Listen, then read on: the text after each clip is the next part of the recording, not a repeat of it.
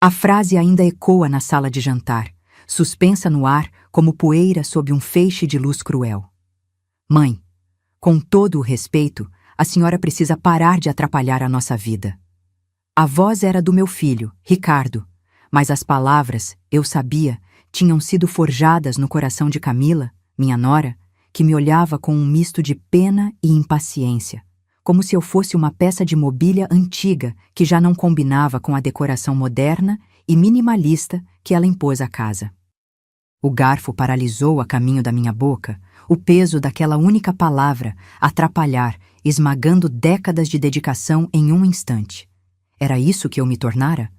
Um obstáculo no caminho polido e brilhante da vida que eles construíram. Uma vida financiada, em grande parte, pelo patrimônio que meu falecido marido e eu levamos uma vida inteira para erguer. Mas esse detalhe crucial, a base sobre a qual eles dançavam, parecia convenientemente esquecido, varrido para debaixo do tapete caro que Camila havia escolhido na semana anterior. Antes de continuar, comente de onde você está assistindo. Eu adoro saber até onde minha voz chega e como nossas histórias se conectam através da distância, criando uma rede de força que nos lembra que não estamos sozinhas. A palavra atrapalhar continuava a girar em minha mente, um carrossel de memórias dolorosas.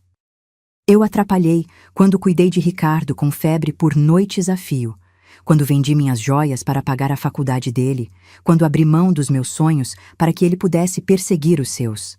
Atrapalhei quando o ajudei a comprar este mesmo apartamento, quando cuidei dos meus netos para que ele e Camila pudessem viajar e fortalecer seu casamento. Cada sacrifício, cada ato de amor era agora reclassificado como uma interferência, um fardo. Olhei para as minhas mãos, enrugadas e manchadas pelo tempo, e vi as mãos que o embalaram, que o ensinaram a andar, que aplaudiram cada pequena vitória. Como essas mesmas mãos poderiam, de repente, ser a fonte de tanto incômodo para ele? Camila pigarreou, quebrando o silêncio tenso e assumindo o controle da execução, como uma generala comandando o pelotão de fuzilamento. Ivone, nós te amamos. É por isso que achamos uma solução. Um lugar menor, mais simples, onde a senhora terá sua independência e nós teremos nosso espaço. Ela deslizou um panfleto amassado pela mesa de mogno polido, a superfície fria parecendo zombar da minha situação. O papel barato e de cores desbotadas exibia o nome deprimente Recanto do Entardecer, com fotos de idosos sorrindo de maneira forçada em um jardim mal cuidado. Meu estômago se revirou violentamente. Não era um apartamento, era um depósito. Um lugar para onde se enviam as coisas que não têm mais utilidade, mas das quais não se quer desfazer completamente por um resquício de culpa. Era um eufemismo cruel para o exílio, uma forma educada de dizer, desapareça, mas continue respirando em algum lugar onde não possamos vê-la ou ouvi-la. Onde foi que tudo mudou? A pergunta ecoava no vazio que se abria dentro de mim, uma cratera de desilusão. Quando meu cuidado se transformou em interferência e meu amor incondicional em um fardo pesado demais para eles carregarem? Lembrei-me dos primeiros anos do casamento deles, quando Camila me chamava de mãe e pedia meus conselhos para tudo, desde receitas até problemas no trabalho. Eu era o porto seguro, a rocha da família. Aos poucos, conforme a influência dela sobre Ricardo crescia, a rocha começou a ser vista como um obstáculo.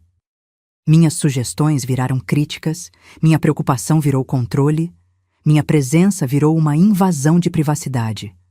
Eu me tornei um lembrete constante de um passado que eles queriam apagar, uma personificação da dívida de gratidão que eles preferiam nunca ter que pagar.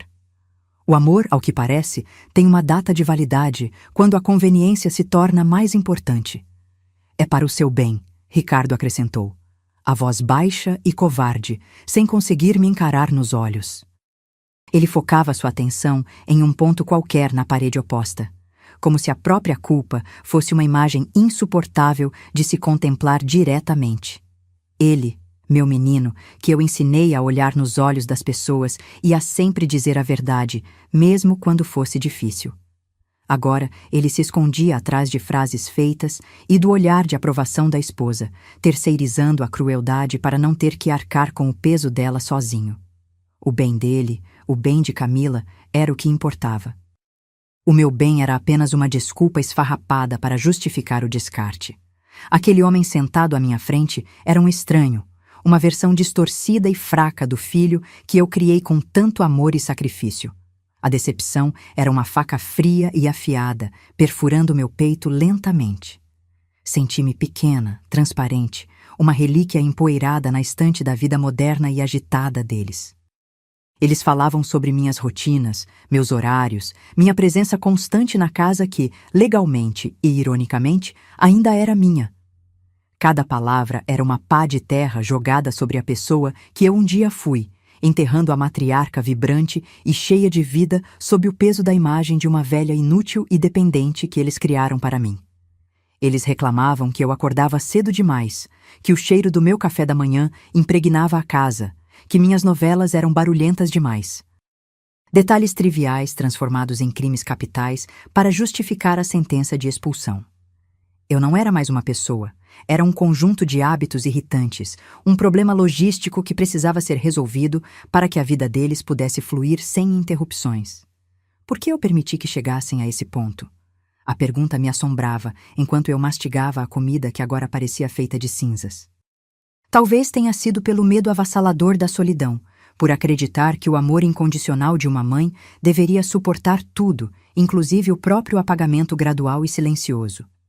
Eu me tornei um fantasma em minha própria história, assombrando os corredores da minha casa com minha preocupação e meu desejo de pertencer. Eu cedia em cada pequena batalha, permitindo que eles mudassem os móveis, as regras, a dinâmica da casa, acreditando que minha flexibilidade era uma prova de amor. Mas para eles era apenas um sinal de fraqueza, um convite para avançar ainda mais, até que não sobrasse mais nenhum espaço para mim.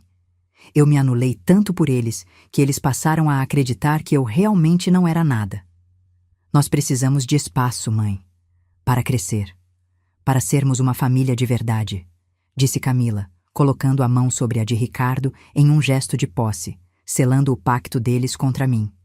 A família deles. A frase me atingiu com a força de um soco. E eu?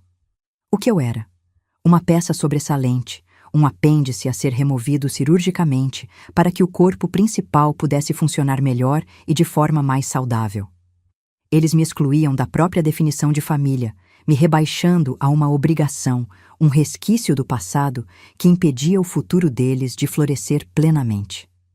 Naquele instante, compreendi que não havia mais negociação possível. Eles não estavam me convidando para uma nova fase da vida. Estavam me comunicando formalmente que meu papel na vida deles havia sido encerrado e que eu deveria aceitar minha demissão com dignidade e silêncio. Naquela noite, a humilhação se assentou em meus ossos como um frio que nenhum cobertor poderia aquecer. Deitada na escuridão do meu quarto, ouvia as risadas deles vindas da sala, o som da televisão, a normalidade da vida continuando sem mim, mesmo eu estando a poucos metros de distância. Eles não estavam me oferecendo uma nova vida, estavam me sentenciando a um exílio social, a uma morte lenta e silenciosa, longe de tudo que eu conhecia e amava, especialmente dos meus netos, que seriam ensinados a me ver como a avó distante que vive num lugar para velhos. A dor era tão física que me faltava o ar. Cada risada deles era uma tortura, a prova de que minha dor era invisível, irrelevante. Eles já haviam me esquecido, mesmo antes de eu partir. A decisão deles já era um fato consumado em seus corações. Engoli o choro e a comida insossa que mais tarde me trouxeram em uma bandeja, um gesto patético de cuidado. Forcei um sorriso fraco e disse a única coisa que eles queriam ouvir, as palavras que os absolveriam da culpa. Vocês têm razão. Eu vou procurar outro lugar. A expressão de alívio instantâneo e mal disfarçado no rosto deles foi a ferida final, o golpe que estilhaçou a última gota de esperança que restava em mim.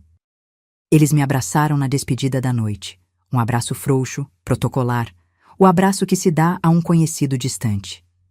Mal sabiam eles que, naquele momento, não estavam se livrando de um fardo. Estavam me libertando de uma ilusão. a ilusão de que meu valor dependia da aprovação deles. Naquele momento, decidi que o jogo havia mudado. Naquela noite, no silêncio do meu quarto, enquanto as lágrimas finalmente corriam, uma clareza cortante emergiu da dor. Não eram mais lágrimas de tristeza, mas de purificação, lavando a névoa de ingenuidade que por tanto tempo obscureceu meu julgamento. Eu não iria para o recanto do entardecer.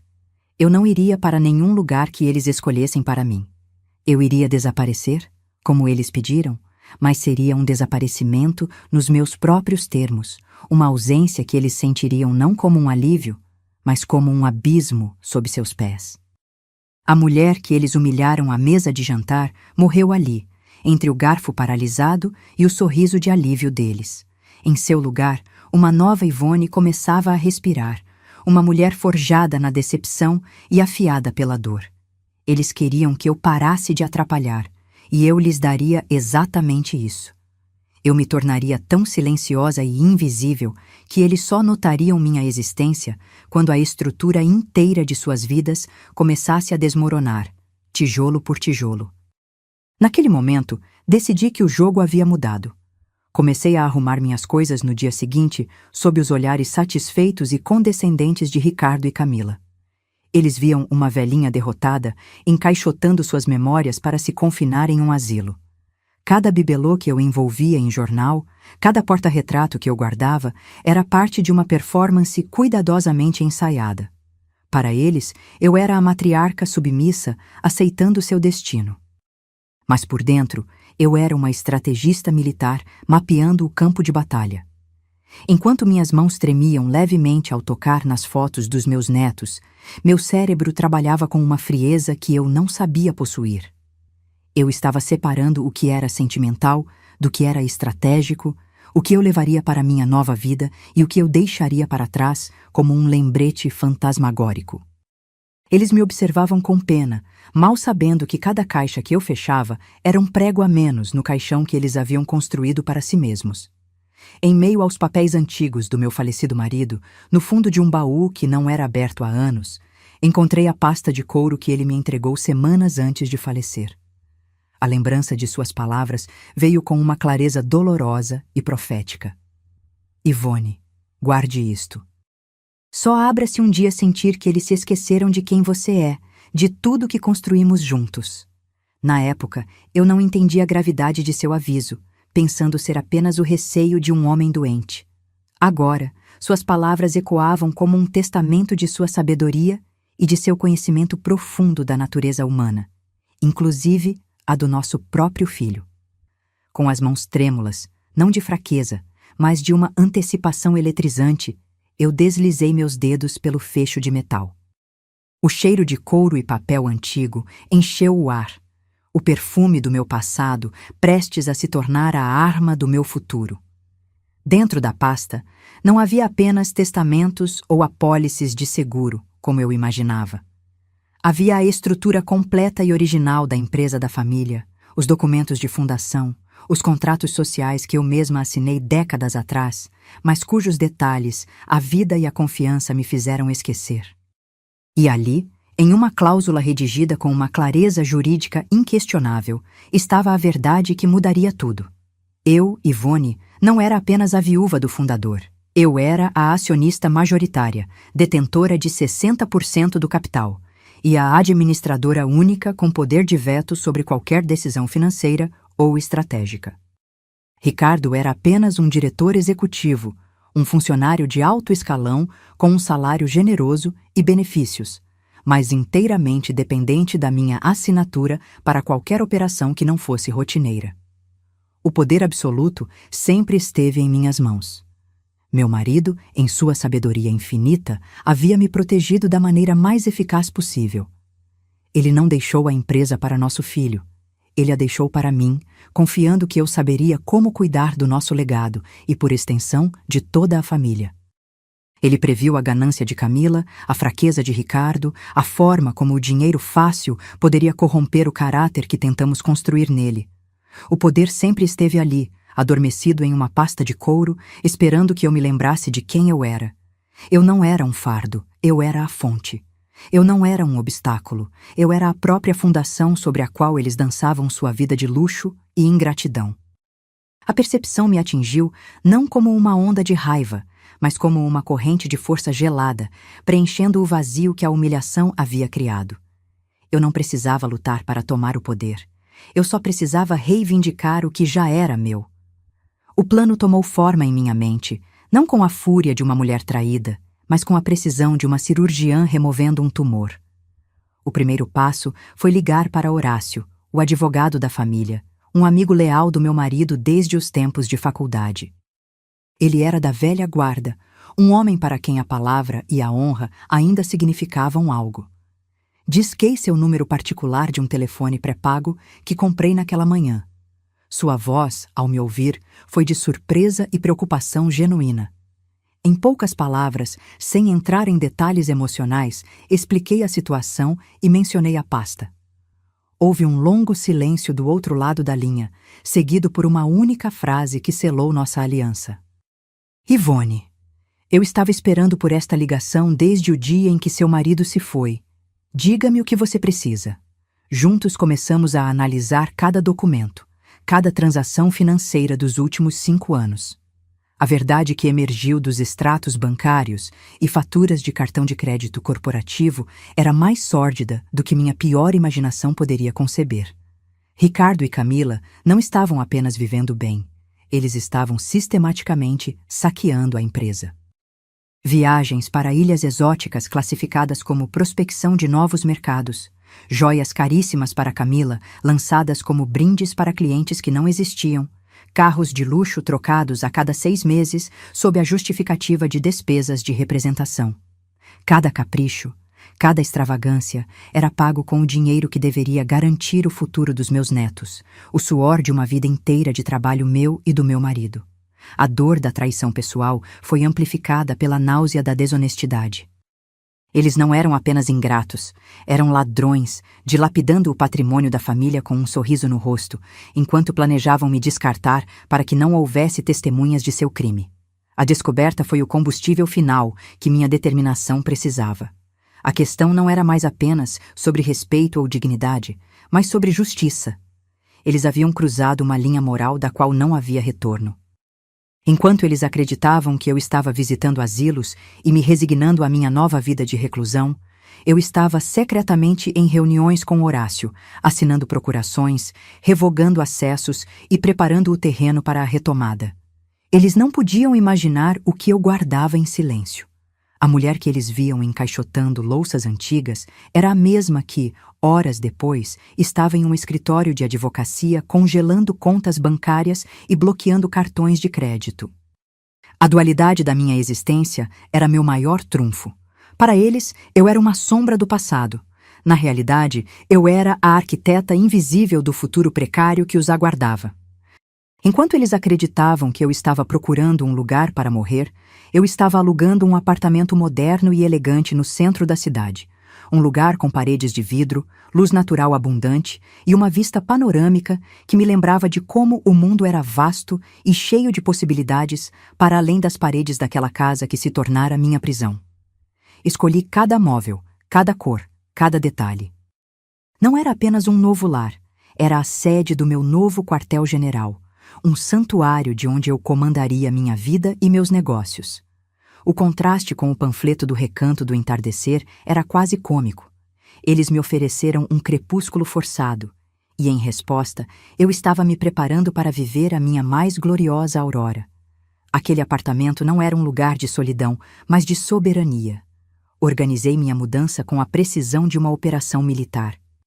Em uma única tarde de sábado, enquanto Ricardo e Camila estavam em uma de suas viagens de fim de semana, financiadas pela empresa, uma equipe de mudança discreta e eficiente transferiu meus pertences mais preciosos para meu novo endereço. Levei comigo as memórias que importavam, os objetos que carregavam amor verdadeiro e os documentos que representavam meu poder. Deixei para trás apenas o fantasma de uma mãe que não existia mais. Uma casca vazia para eles encontrarem quando voltassem. Deixei a cama arrumada, a louça do café da manhã na pia, como se eu tivesse simplesmente saído para uma caminhada e nunca mais voltado. A ausência súbita seria a primeira rachadura na fachada de controle que eles tanto prezavam. Então, eu sumi. Desliguei meu antigo número de telefone, o mesmo que eles raramente usavam para perguntar como eu estava, mas que se tornaria seu único elo perdido. Cortei toda e qualquer forma de comunicação. Deixei que eles acreditassem na narrativa que lhes era mais conveniente, que eu havia me mudado para o recanto do entardecer, magoada e em silêncio, aceitando meu destino. Deixei que sentissem o gosto da ausência que tanto desejaram, que desfrutassem do espaço que afirmavam precisar. Queria que o silêncio se tornasse ensurdecedor, que a minha falta de presença se transformasse em um peso, uma pergunta incômoda no fundo de suas mentes. A liberdade que eles pensaram ter conquistado era, na verdade, a corda com a qual eles mesmos se enforcariam lentamente. As primeiras semanas foram de um silêncio abençoado para mim, e presumi de um alívio arrogante para eles. Mas então, a realidade começou a se impor. As contas da empresa começaram a ser recusadas. Os cartões corporativos foram cancelados no meio de jantares caros. O acesso aos fundos de investimento foi bloqueado. A preocupação deles, quando finalmente veio, não era por mim, mas pelo que minha ausência representava, a perda de controle sobre a fonte de sua vida luxuosa. As ligações para o telefone fixo da casa, que eu não atendia mais, tornaram-se mais frequentes. As mensagens deixadas na caixa postal passaram de irritadas a desesperadas. A preocupação deles não era com a mãe que havia sumido, mas com a administradora cuja assinatura era vital. Essa distinção era tudo que eu precisava saber. Enquanto eles se debatiam em um pânico crescente, eu consolidava meu poder. Com Horácio ao meu lado, realizei uma assembleia extraordinária de acionistas, na qual eu era a única presente, e formalizei todas as mudanças. Nomeei um novo diretor financeiro de minha confiança, iniciei uma auditoria forense completa e reestruturei a diretoria. Cada movimento era uma peça de xadrez, me posicionando para o checkmate. Eu não estava apenas cortando o acesso deles ao dinheiro. Estava desmantelando a estrutura de poder que Ricardo havia construído para si mesmo dentro da empresa, uma estrutura baseada em minha confiança cega e em minha aparente ignorância. Eu estava limpando a casa, preparando-a para um futuro sólido e honesto, um futuro no qual eles não teriam mais lugar. Meu advogado, então, preparou a cartada final, o convite para a armadilha. Uma notificação extrajudicial, redigida no mais intimidador jargão legal, foi enviada ao meu filho, convocando-o para uma reunião de emergência do Conselho Administrativo. O conselho, claro, era apenas eu. O local escolhido foi o restaurante mais caro e badalado da cidade, o palco favorito de suas exibições de riqueza, o mesmo lugar onde eles celebravam suas vitórias sobre o dinheiro que não lhes pertencia. Eu queria que a humilhação deles fosse pública, no mesmo tipo de ambiente onde eles se sentiam mais poderosos. O palco estava montado, os atores estavam sendo convocados e o roteiro, desta vez, era inteiramente meu. Mal sabiam eles o que eu estava prestes a revelar. Eu estava pronta. A mulher triste, encolhida e humilhada que eles haviam sentenciado ao exílio dera lugar a uma estrategista implacável, vestida com a armadura da verdade e da justiça. Olhei meu reflexo no espelho do meu novo closet antes de sair. Eu não via uma senhora de 62 anos, mas uma rainha retomando seu trono. Não havia mais dor em meus olhos, apenas uma determinação fria e inabalável. Eu não queria apenas meu poder de volta. Eu queria que eles entendessem de forma indelével e inesquecível o verdadeiro valor daquilo que haviam desprezado e tentado descartar. Não era a mãe que atrapalhava suas vidas que eles haviam expulsado, mas a força soberana que sustentava todo o seu reino, e eles estavam prestes a descobrir como era o inverno rigoroso fora dos muros do castelo.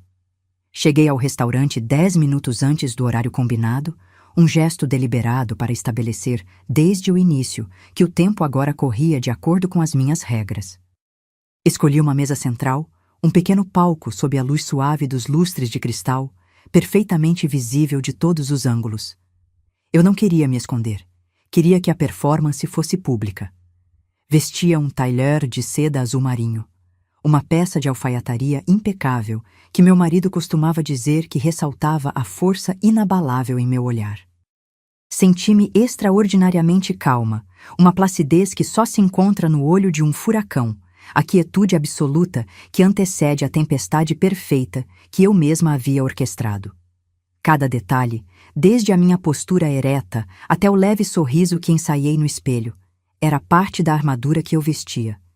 Eu não era mais a vítima, eu era a juíza, e o veredito já estava selado em meu coração há semanas. Ricardo e Camila chegaram com 15 minutos de atraso, uma demonstração patética de poder que agora soava como uma nota desafinada em uma sinfonia. Traziam nos rostos uma mistura mal disfarçada de arrogância e ansiedade, a postura de quem se sente no controle, mas teme que o chão possa ceder a qualquer momento. Ao me verem, seus rostos se contorceram em uma máscara de falso alívio e preocupação ensaiada, como atores ruins em um palco mal iluminado. "Mãe! Que susto a senhora nos deu! Onde a senhora estava?" A voz de Ricardo era alta demais, projetada para os curiosos das mesas vizinhas. Eles se aproximaram, prontos para encenar o papel de filhos devotados que finalmente encontraram a mãe desaparecida. Mal sabiam eles que a mulher que procuravam não existia mais, e a que estava sentada diante deles era uma completa estranha, forjada no fogo da decepção que eles mesmos acenderam. Eu sumi. "Exatamente como vocês pediram", respondi, minha voz nivelada, calma, desprovida de qualquer traço de emoção ou acusação. A frieza calculada em meu tom os desarmou instantaneamente. A performance deles vacilou. A máscara de preocupação caiu por um segundo, revelando a confusão por baixo. Eles se sentaram, o desconforto evidente na maneira como ajeitavam os talheres e evitavam meu olhar direto. Esperavam lágrimas, recriminações, um drama familiar que pudessem controlar e, eventualmente, apaziguar com promessas vazias. Não estavam preparados para o silêncio cortante, para a autoridade serena que emanava de mim. A inversão de poder era tão palpável que o ar ao redor da nossa mesa parecia mais denso, carregado de uma eletricidade que apenas eu sabia de onde vinha. Eles haviam chegado para ditar as regras e encontraram o jogo já em andamento, com um novo jogador no comando. "Que reunião é essa? Que história de conselho administrativo é essa?" Ricardo perguntou, tentando recuperar o controle, forçando um tom autoritário que soou frágil e oco. Sua voz vacilou na última palavra, traindo o nervosismo que ele tentava esconder. Ele estava acostumado a me ver encolhida, a me dirigir a palavra com condescendência, a me tratar como uma criança que precisava de orientação. A mulher à sua frente, no entanto, era uma fortaleza. Eu o encarei diretamente, sem piscar, deixando o silêncio se estender por alguns segundos, o suficiente para que seu falso poder se dissipasse no ar. Eu não era mais a mãe que ele podia manipular com um misto de culpa e afeto forçado. Eu era uma entidade corporativa, uma força que ele havia subestimado de forma fatal, e a compreensão disso começava a despontar em seus olhos como um pânico lento e crescente. "Paciência, meu filho. Primeiro, vamos pedir o jantar." "Imagino que a preocupação tenha lhes aberto o apetite", eu disse, fazendo um sinal elegante para o garçom que pairava a uma distância respeitosa. Ordenei o vinho mais caro da carta, um rótulo que eu sabia que eles adoravam exibir em suas redes sociais, mas que agora representava uma quantia que seus cartões de crédito bloqueados não poderiam cobrir. Observei o pânico sutil em seus olhos quando o sommelier se aproximou com a garrafa. Era um pequeno ato de guerra psicológica, uma demonstração de que o poder financeiro que eles tanto valorizavam e do qual abusaram estava agora, de forma inequívoca, de volta às minhas mãos. Cada gole que eu tomaria daquele vinho seria um brinde silencioso à minha liberdade e à derrocada iminente do império de mentiras que eles construíram. Eles tentaram manter as aparências durante os aperitivos, falando sobre o trabalho como se tudo estivesse normal, sobre os filhos, meus netos, em uma tentativa desesperada de apelar para o meu lado emocional, o lado que eles acreditavam ser meu único ponto fraco. Mas a tensão na mesa era quase uma entidade física, palpável e sufocante. Cada palavra que saía de suas bocas era oca, desprovida de sinceridade. Eles precisavam de mim para algo, e a urgência vazava por cada poro, por cada gesto ansioso, por cada olhar furtivo que trocavam entre si. Eu apenas ouvia, com a paciência de uma predadora, observando sua presa se debater na armadilha, permitindo que eles se enredassem ainda mais em suas próprias mentiras antes de dar o bote final. O silêncio era minha arma mais poderosa, e eu o usava com a precisão de um bisturi. Finalmente, depois que os pratos principais foram servidos, a fachada de Ricardo desmoronou. Ele não aguentou mais a pressão. Mãe, as coisas na empresa não estão indo nada bem. As contas foram bloqueadas, os cartões corporativos foram todos cancelados. Precisamos urgentemente que a senhora assine alguns papéis, libere um dinheiro para o fluxo de caixa. A voz dele era um sussurro desesperado. A confissão de que sua preocupação nunca foi sobre meu bem-estar, mas sobre o acesso ao caixa eletrônico que eu representava. Ele me olhou com a súplica de um menino mimado, cujo brinquedo favorito foi tirado, sem entender que ele não estava falando com sua mãe, mas com a dona do parque de diversões que ele pensava que era seu por direito. Aquele era o momento que eu esperava, a confirmação final de que o amor deles era transacional. Eu sorri. Um sorriso lento, deliberado, que não alcançou meus olhos. Dinheiro? Que curioso. Você quer dizer o dinheiro para pagar a parcela do carro novo da Camila? Ou talvez o dinheiro para terminar a reforma da casa de praia que vocês começaram sem nenhuma aprovação do Conselho Administrativo? Cada pergunta era uma flecha envenenada, atingindo alvos que eles pensavam estar escondidos na mais completa escuridão. Eu via a cor sumir do rosto de Camila, o garfo de Ricardo paralisar a meio caminho de sua boca, exatamente como o meu havia paralisado naquela noite fatídica na sala de jantar. A inversão de papéis era poética, uma justiça que se servia fria, no ambiente mais requintado da cidade.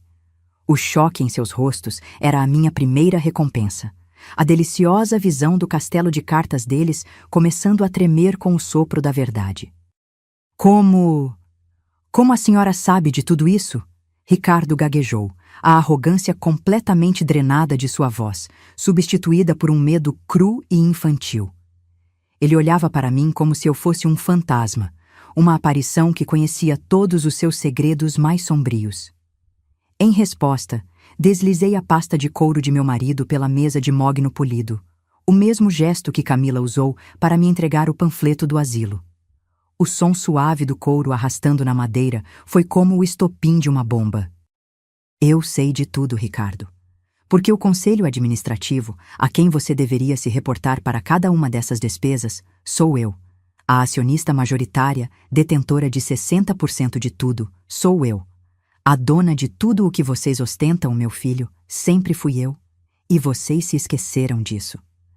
Abri a pasta lentamente, revelando seu conteúdo.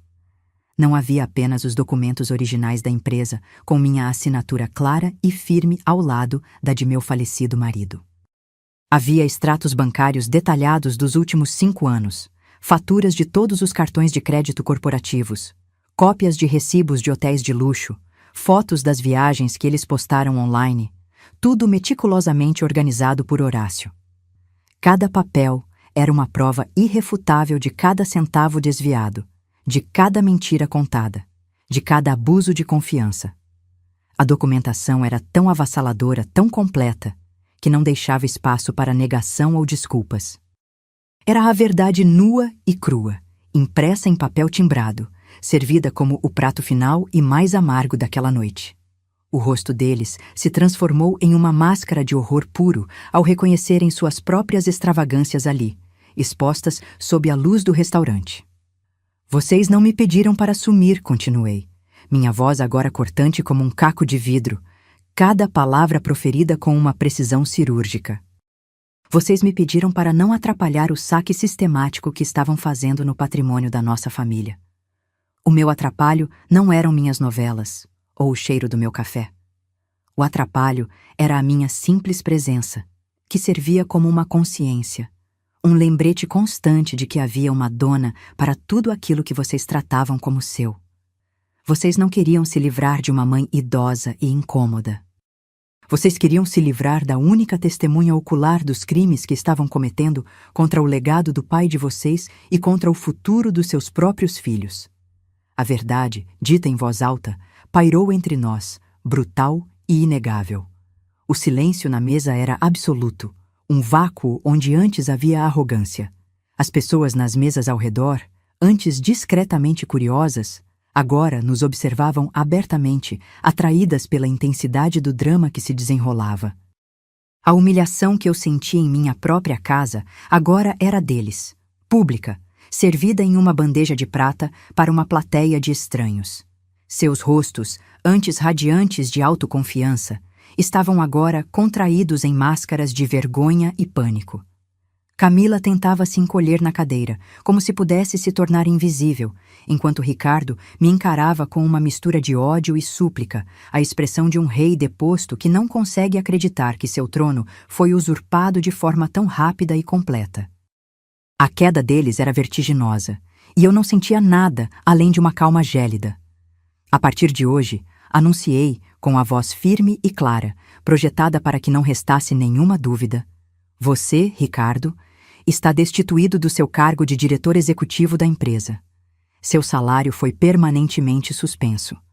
Todos os seus benefícios, incluindo o carro e o plano de saúde, estão cancelados com efeito imediato. Uma auditoria forense completa já está em andamento e vocês dois terão que justificar legalmente cada real que foi gasto indevidamente nos últimos anos. Vocês não são mais funcionários, não são mais beneficiários. Vocês não são mais nada para a empresa que seu pai construiu e que eu agora comando.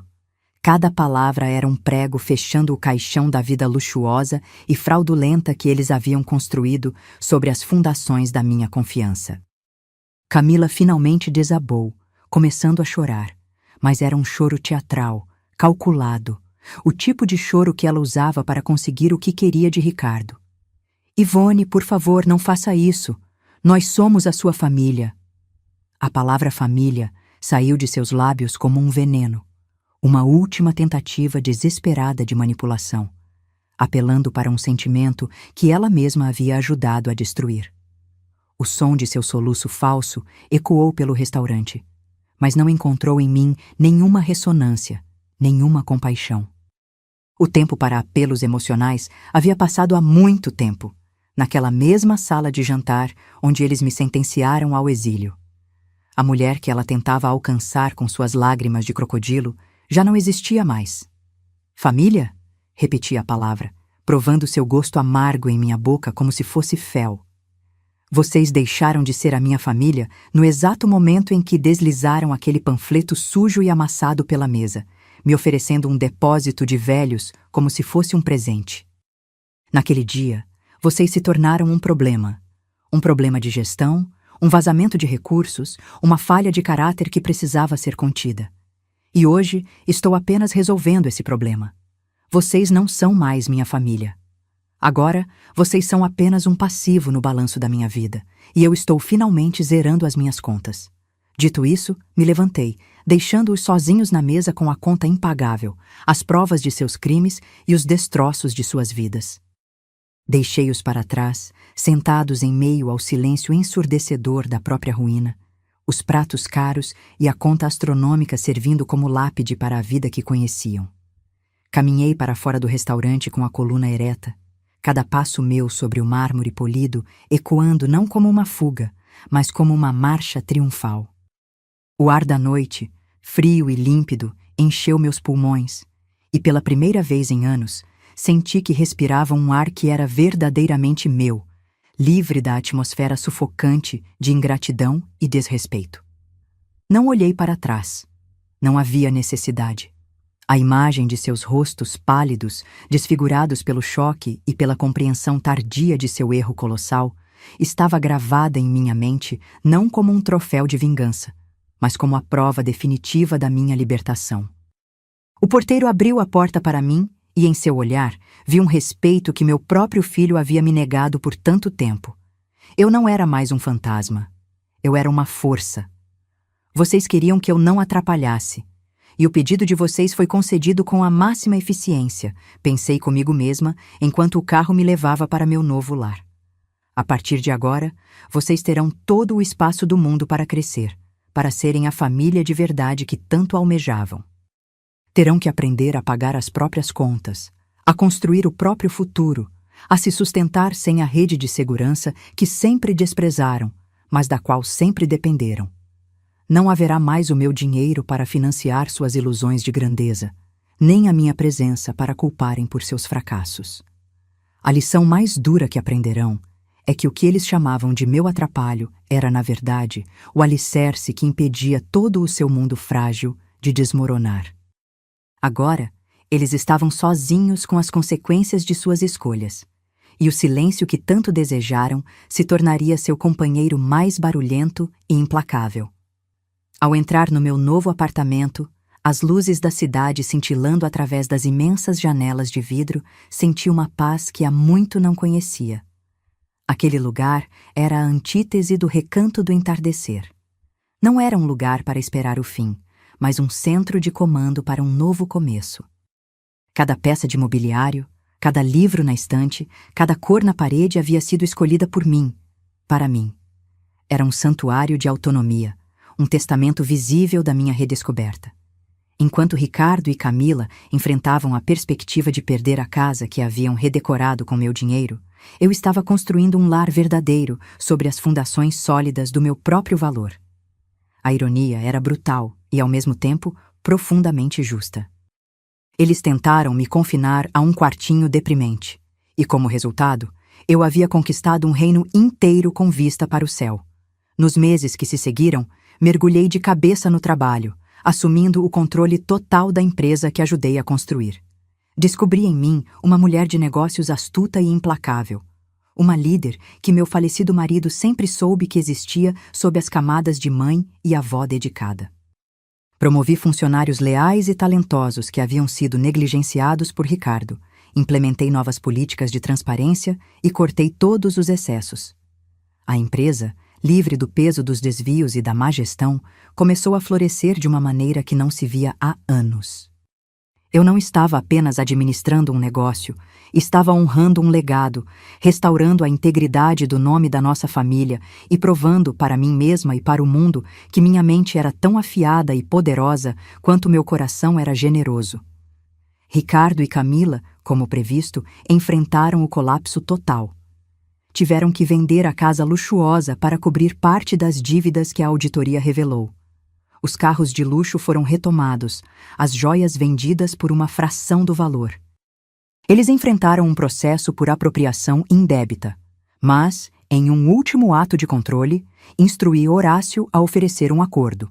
Eles devolveriam cada centavo desviado ao longo dos anos, o que os deixou sem absolutamente nada, mas os livrou da prisão. Não fiz isso por misericórdia, mas por estratégia. A verdadeira punição não era a cadeia, mas a vida medíocre que teriam que construir do zero. A humilhação diária de terem que trabalhar de verdade pela primeira vez, sabendo que um dia tiveram um império e o perderam por pura ganância e estupidez. As ligações começaram a chegar, primeiro raivosas, depois desesperadas e, por fim, suplicantes. Mensagens de voz de Ricardo, com a voz embargada, pedindo perdão, dizendo que cometeu um erro terrível. Mensagens de Camila, chorando, dizendo que sentia minha falta, que a família não era nada sem mim. Mas eu não atendia a uma única chamada. Apaguei cada mensagem sem ouvir até o fim. O silêncio era a minha resposta definitiva. Era a muralha que eu construí ao redor da minha nova vida, impenetrável a manipulações e a arrependimentos tardios e interesseiros. Eles precisavam aprender a viver no vácuo que criaram. Quem não conseguia mais viver sem mim, agora, eram eles. Meu silêncio não era ausência de palavras. Era uma declaração poderosa de que o tempo deles na minha vida havia irrevogavelmente acabado.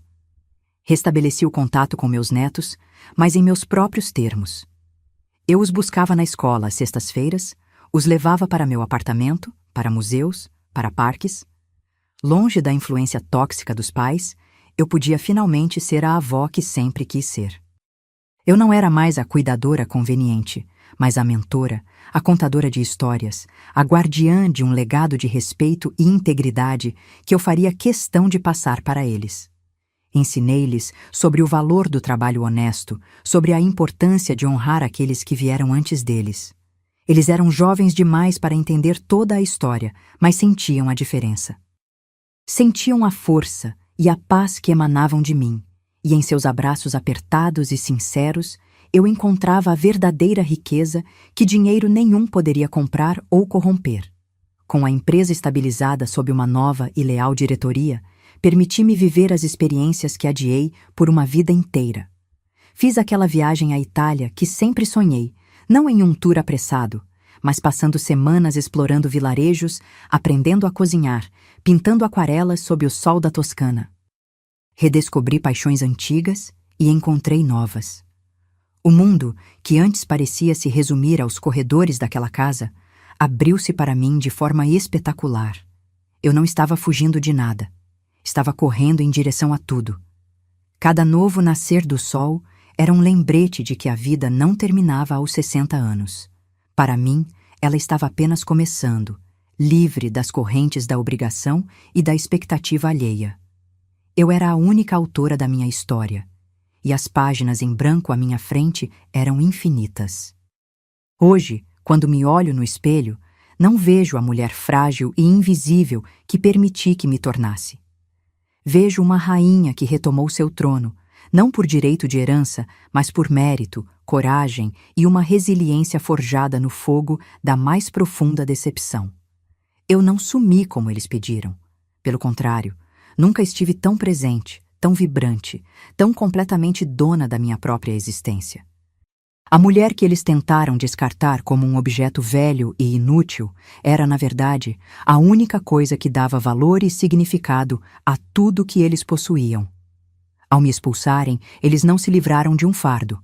Eles assinaram a própria sentença de irrelevância, provando que sem mim eles não eram nada. Eles me pediram para desaparecer, para parar de atrapalhar. E, ao atender ao pedido deles, eu lhes dei a maior lição de todas. Ao desaparecer da vida deles, permiti que a verdadeira Ivone finalmente aparecesse, mais forte e mais livre do que nunca.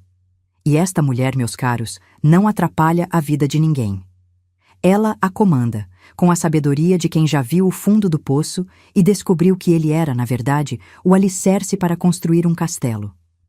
Eles queriam espaço, e eu lhes dei o vazio. Eu, por outro lado, fiquei com o universo inteiro. Se essa virada te trouxe alívio, escreva justiça nos comentários e compartilhe.